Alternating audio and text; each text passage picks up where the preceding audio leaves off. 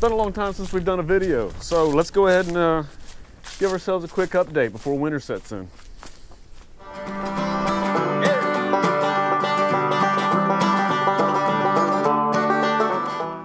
This is my green hawthorn. I haven't decided whether or not to separate these two trunks, which I've asked opinions on before. We'll still see whenever I take this out of this pot this coming spring and begin to transplant it. We'll see what's underneath it. If it's one solid root, I'm not going to attempt that. It is pretty unique. I just may change the shape a little. It's doing well. It's going into dormancy. Most of the leaves have dropped. We still have some nice color coming through, but ready for winter. Here's the honeysuckle, and it's kind of hard to see from this view, so I'm going to get another vantage of it. Here's the honeysuckle again from a better view. I have not done any of carving. I have not cleaned any of this up. All I have done is just keep this pruned, and the only reason I pruned is because it has been so vigorous. So vigorous, in fact, that I have pruned this back twice. This is the third flush, and it was quite a bit. That's really exciting. That means this is it's a very strong grower and may be the reason why it's so invasive in my area of living.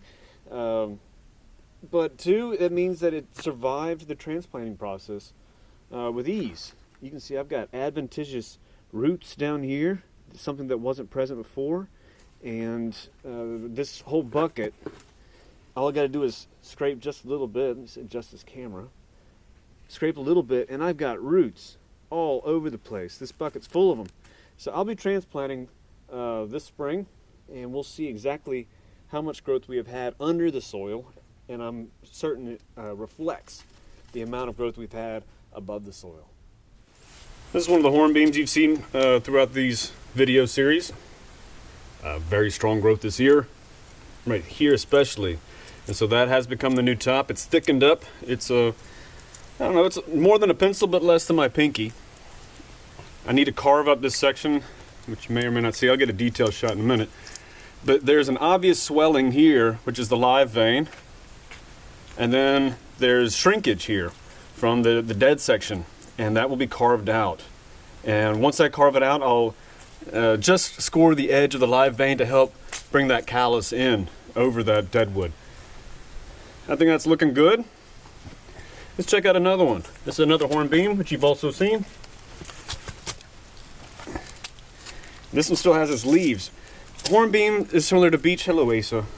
Hornbeam is similar to a beech in that its leaves can sometimes linger during the wintertime. They make a nice rustling sound whenever the wind hits it. I kind of like it. And this can linger all through the winter and not come off until the springtime. The one hornbeam you just saw had very few leaves that were lingering, but this one has all of them. And I think it's just genetics on this particular part because they've been in the same area all year, but they're from different areas of collection. This large one was taken locally near my house, whereas this one was taken right next to my house. So it's about a mile difference between the two of them, yet still very different. Here's that eastern white pine that we collected. Wonderful. It's looking great. I'm going to be doing some pruning on this year to be able to get some of these branches out of the way. It's nice to let light into a pine and a juniper. That way you can at least get some aeration. You can get some sunlight into these other areas, because if you don't, it's going to die back, and you don't want to have that happen. You want to keep the nodes nice and short and not long and lanky, struggling to reach sunlight. This is going to be a really beautiful tree. So whenever I did go ahead and come back to prune and wire this out, I'll make sure I get a good video for you. Here's that viburnum that we have looked at before. It didn't have a very large secondary growth, which I was expecting, but it did put out some good buds ready for next year, shortened the nodes up quite significantly from this being about 1.25 inches, 1.5 inches to just under 1/2 inch, and that's pretty exciting. There's a type of tree that I have in my backyard called a tulip poplar. It's in the magnolia family, but it has a branch structure where it grows out and down and down and down, and I'll show you an image of it in just a minute. And I think I'm going to be able to achieve that with this particular species, while also not deterring from its natural form. Viburnum also has kind of a growth where it goes out and then out. and then out again. And I'll try and get some images of that for you as well. But anyway, I'm excited. It's going into dormancy. The leaves come off readily, and it's alive and healthy. Here's my American dogwood. I've had a lot of requests to see an update on this. Well, here it is. It did really well this year. I mean, we have non-stop growth. It's been pruned back at least once, and we had some new... Oh. You're sweet. Go away. What I have here is Taboo. This is my sweet little girl. We have Asa on the far side. Go on, get. And then this will get transplanted this spring. I haven't done any carving in here. I, again, wanted to let it grow. We got little buds and shoots that need to come out, which I'm doing right now. We don't need them.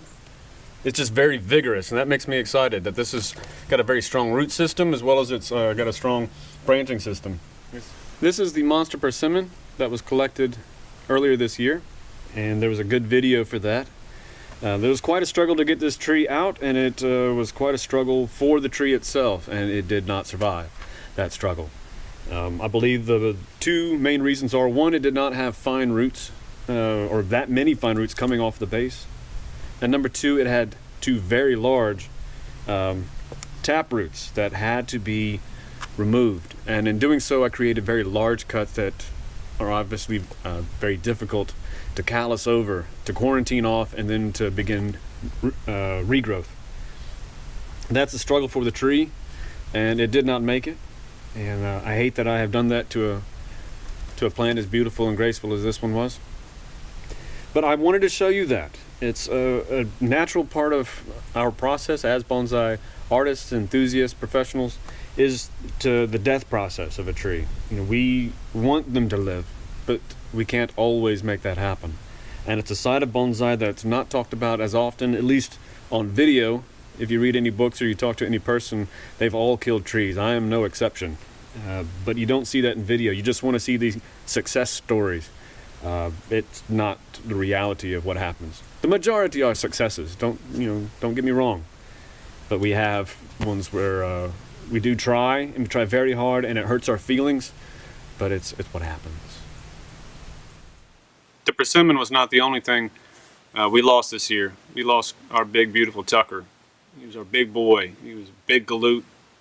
Tuckaroo was sometimes what we called him. He's the big black and white one that you saw sometimes just lumbering through our videos because he didn't care. He didn't give a damn. But we loved him. And it was sad to see him go. He was an old dog, and he passed naturally. We just hated seeing him go. So anyway, love you, Tuck. From all of us here at Appalachian Bonsai, thank you so much for watching. Like and subscribe. There's more to come.